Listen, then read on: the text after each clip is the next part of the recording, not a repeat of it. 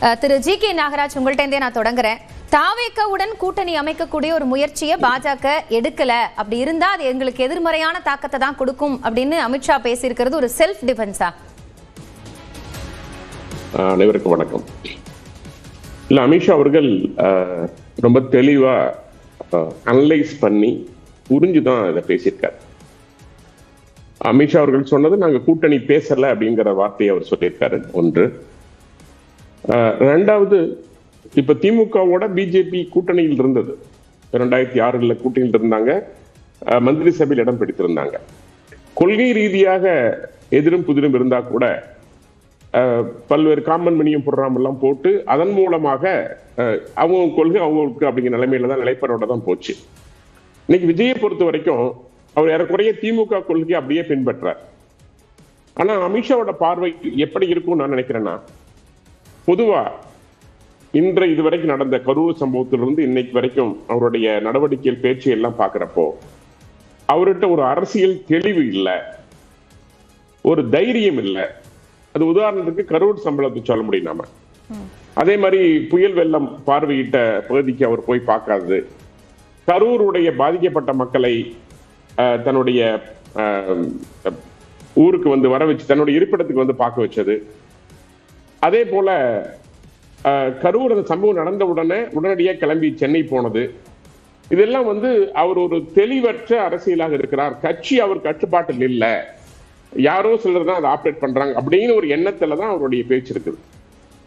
G K. Nagaraj, பாஜகல இருந்து கரூர் சம்பவத்துக்காக ஒரு குழு போட்டீங்களே, அந்த குழுவுக்கு இதை பத்தின நாலேஜ் எல்லாம் இருக்குமா?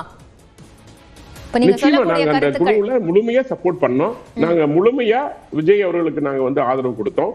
ஏன் அந்த ஆதரவு அப்ப இருந்தது, இப்ப வந்து அது எதிர்மறை வாக்கா மாறும்னு நினைக்கிறீங்க?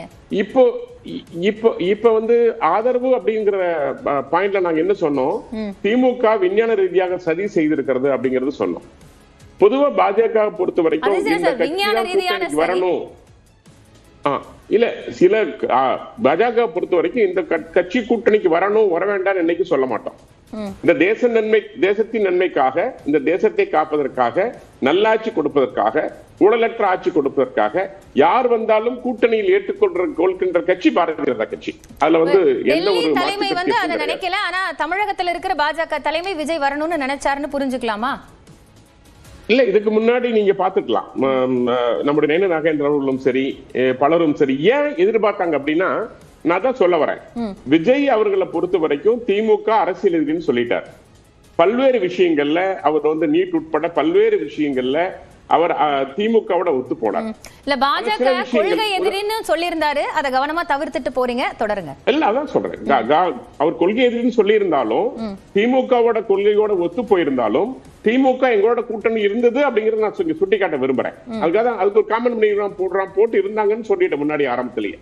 ஆனா இப்ப ஒரு விஷயம் நீங்க கவனிக்கணும். விஜய் ஏன் வந்து வந்தால் வாக்குக்குரிய நெகட்டிவ் அப்படிங்கிற வார்த்தை முன்வைக்கிறார் அப்படின்னு அமித்ஷா அவர்கள், அவருடைய அந்த பார்வையில், அரசியல் பார்வையில தெளிவு இல்ல. உதாரணத்துக்கு திருப்பரங்குன்ற விஷயம் எடுத்துக்கலாம். நீங்க அந்த விஷயத்துல ஜெயலலிதா அவர்கள் பல சமயம் வந்து அவர் திராவிட கட்சியில் இருந்தாலும் கூட உறுதியா தெளிவா அவங்க கொள்கை ரீதியா உறுதியா இருந்தாங்க. அயோத்தியில ராமர் கோயில் கட்டுவதற்கு செங்கல் கொடுத்து அனுப்புற கரசேவை அனுப்பிச்சதாகட்டும், பல்வேறு விஷயங்கள்ல உறுதியா தெளிவா இருந்தாங்க. ஆனா அந்த தெளிவு விஜய் கிட்ட இல்ல அப்படிங்கறத நம்ம பார்க்க முடியுது. ஒரு குழப்பமான மனநிலையில் இருக்காரு. ஒரு கட்சி அவர் கட்டுப்பாட்டில் இல்ல, யாரோ 2-3 பேர் தான் அதை வந்து வழி நடத்துறாங்க, மக்களோட இணைஞ்சு ஒட்டி போறதில்ல. இதையெல்லாம் பாக்குறப்போ இவருடைய இந்த அரசியல் இன்றைய கூடியிருக்கிற கூட்டம் வெறும் நடிகர் என்ற வகையில கூடியிருக்க கூட்டம். இன்னும் ஒரு வாக்கையும் தன்னுடைய வாக்கு எவ்வளவுங்கிறத இன்னும் அவர் வந்து நிலைநிறுத்தல, எவ்வளவு வாக்குங்கிறத அவர் நிரூபிக்கல. புரியுது. இந்த மாதிரியான கூட்டணிக்கு அவர் வராததுனால விஜய்க்கு ஒரு அரசியல் தெளிவு இல்ல அப்படிங்கிற ஒரு பார்வையை நோக்கி நீங்க நகர்றீங்க. அதை மட்டும் சொல்லல. ஏன் தெளிவு இல்லைன்னு சொல்றோம் அப்படின்னா, இன்றைக்கு முடிச்சிடுறேன் ஒரே நிமிஷம். இன்றைக்கு மக்கள் எந்த அளவுக்கு தமிழ்நாட்டுல கஷ்டப்படுறாங்க, பாலியல் வன்கொடுமையில் இருந்து, பல்வேறு பிரச்சனைகள் இருந்து, ஊழல்ல இருந்து, ஒரு சட்டம் ஒழுங்கு பிரச்சனையில் இருந்து மிக கடுமையாக பாதிக்கப்பட்டிருக்கிற நிலைமையில தீய சக்தி என்று நிமிடத்துக்கு நிமிடம் சொல்கின்ற விஜய் அவர்கள் இன்றைக்கு திமுகவை வீழ்த்த வேண்டும் என்று நினைத்திருந்தால் நிச்சயமாக அவர் அதை உறுதியாக நம்பி இருந்தால் இல்ல இன்னைக்கு கூட அவர் திமுக எதிர்ப்புங்கிற அடிப்படையில இருந்து தான் வந்து கோட் ஆஃப் கண்டக்ட்லயும் சில விஷயங்களை செஞ்சிருக்கிறாரு. நம்ம பேசலாம், நிறைய அடுத்தடுத்த சுற்றுகள் இருக்கு. உங்களோட முதற்கட்ட பார்வையா நான் எடுத்துக்கிறேன். திரு மதிவாணன், இப்போ விஜய்க்கு வந்து ஒரு அரசியல் தெளிவின்மையே இல்ல, அதனாலதான் வந்து அவர் இந்த மாதிரி எந்த ஒரு தமிழக பிரச்சனையிலையும் இல்ல, கரூர் சம்பவத்துக்கும் குறிப்பிடுறாங்க, அப்படி நாங்க அவரை கூட்டணிக்கு கூப்பிடவே முயற்சிக்கலங்கிறதையும் அமித்ஷா சொல்லியிருக்கிறார். அப்படித்தான் பார்க்கணுமா? அமித்ஷா சொன்னதை பார்த்தப்போ எனக்கு ஒரு பழமொழி தான் தமிழ்நாட்டில் ரொம்ப ஃபேமஸான பழமொழி. சீச்சி இந்த பழம் புளிக்கும்னு நரி ஓடிச்சான், திராட்சைக்காக எட்டி எட்டி அது கிடைக்கலன்னு ஒன்றும். அது மாதிரி தான் இருக்குது. பாஜக வந்துங்க ஆரம்பத்திலிருந்தே, அதாவது அவர் சொல்லிட்டாரு, இப்போ எனக்கு சிரிப்பாக இருக்குது, இவங்க பேசலைன்னு. அவர் தான் உங்களை கொள்கை எதிரின்னு டே நம்பர் 1லேயே சொல்லிட்டார் விக்கிரவாண்டி மாநாட்டில். பாஜக மத ரீதியாக மக்களை பிளவுபடுத்துகிற சக்தி, அது எங்களுடைய சித்தாந்த எதிரி, கொள்கை எதிரி மார்க் பண்ணிட்டாரு டே 1 அன்னைக்கு. அவங்க வந்து இவங்க பேசலைன்றாங்க, அவரை வந்து நாங்கள் ஏற்றுக்கலைன்ற மாதிரி சொல்கிறாங்க. இதெல்லாம் அபத்தமான விஷயம். ரெண்டாவதுங்க, நம்ம நாகராஜன் அவர்கள் பேசும்போது விஜய்க்கு அரசியல் தெளிவில்லை துணிவில்லைன்னாரு. எந்த ஒரு நடிகராவது நடிப்பு துறையில் வந்ததால் சொல்கிறாங்க, தப்பாக சொல்ல. அவங்களுக்கு எவ்வளோ அழுத்தம் இருக்கும்னு எல்லாம் தெரியும். ஜனநாயகன் படம் இன்னைக்கு எந்த அளவுக்கு இருக்குது, அதுக்கு பின்னால் யார் அந்த அழுத்தம் காரணம்னு நினைக்கிறீங்க? சென்சார் போர்டு தான். யார் அதுக்கு மந்திரிங்க? இன்ஃபர்மேஷன் ப்ராட்காஸ்டிங் முருகன் நம்மூரால் தானே, அது பின்னால ஓடுறாங்க. சுப்ரீம் கோர்ட் வரைக்கும் விஜய் எங்கேயாவது சொல்லியிருக்காரா சார்? இல்ல விஜய் சொல்ல வேணாங்க, நமக்கு தெரியுதா. இது வரைக்கும் வந்து சுதந்திர இந்தியாவில் ஒரு சினிமா படத்தின் பின்னால சென்சார் போர்டு ஓடினதாக ஹைகோர்ட்டில் இங்கே ஒரு சின்ன தீர்ப்பு வந்துட்டு இருக்கு. அந்த தீர்ப்பு படித்து முடிக்கிறதுக்குள்ளே போய் ஃபுல் பெஞ்சில், டிவிஷன் பெஞ்சில் போய் அப்பீல் பண்ண கதையெல்லாம் நம்ம பார்த்துருக்கோமா?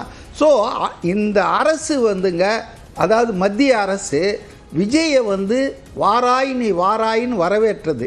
தமிழிசை சவுந்தரராஜன்லேருந்து நயினார் நாகேந்திரன்லேருந்து மாநில தலைவர் அவர் எல்லாருமே வரவேற்றாங்க. ஆனால் அவருக்கு ஜி.கே. நாகராஜ் சொல்றாருல, நாங்க வந்து யாரையும் வேண்டானே சொல்லவே இல்லை, ஆனா அவர்கிட்ட வந்து ஒரு தெளிவின்மை பார்வை இருக்கு. ஏங்க என்னங்க இது தெளிவின்மை பார்வை? எப்ப கண்டுபிடிச்சாங்க? அவர் வரமாட்டேன்னு உறுதியாக என்ன இழப்பு வந்தாலும் என்ன அழுத்தம் வந்தாலும் உங்களோட நான் சேர மாட்டேன், ஏன்னா நீங்கள் கொள்கை எதிரி, மத ரீதியாக மக்களை பிரிக்கிறீங்க அப்படின்றதால அவர் உறுதியாக இருந்தார். ரெண்டாவது துணிச்சல் இல்லைன்றாரு. துணிச்சல் இல்லாமலாங்க மத்தியில் ஆளும் ஒன்றிய அரசையும் மாநிலத்தில் ஆளும் மாநில அரசையும் ஒரு சேர எதிர்க்கிறார் விஜய். கரூரோட சம்பவத்துக்கு அப்புறமா சிபிஐ விசாரணைக்கு போயிட்டு 2-3 தடவை போயிட்டு வந்ததுக்கு அப்புறம் விஜய் பாஜகவை குறிப்பிட்டு ஒரு இடத்துல கூட பிரச்சனையை பத்தி பேசல. பாஜகவை என்ன குறிப்பிடுறாங்க? பாஜக is not a factor in Tamil Nadu politics. Tamil Nadu சட்டமன்ற தேர்தல் ஜனநாயகனுக்கான அழுத்தம் இருக்கு பாஜக தரப்புல இருந்து. சென்ட்ரல் கவர்மெண்ட்டுங்க, சென்சார் போர்டுங்க. சென்ட்ரல் கவர்மெண்ட் யார் கையில? ஆமா, பாஜக கையில தானே இருக்கு. அவர் படத்துக்கு அவரே சொல்லிக்குவாரா?